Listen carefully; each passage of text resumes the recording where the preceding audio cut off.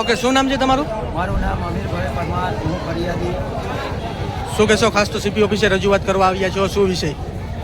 મુખ્ય અમારી રજૂઆત એવી છે સીપી સાહેબને કે અમે જે બનાવ બન્યો 22 તારીખના રોજ, જે દુઃખદ ઘટના બનાવ છે, જે સરદાર ગામમાં ડૉક્ટર બાબા સાહેબ આંબેડકરની પ્રતિમા જે હતી એ પ્રતિમા અમુક અસામાજિક તત્વો દ્વારા સ્વામિનારાયણના સંસ્થાઓ દ્વારા જે પ્રતિમા ખંડિત કરવામાં આવી હતી તેની ફરિયાદ પણ નોંધાયેલ છે.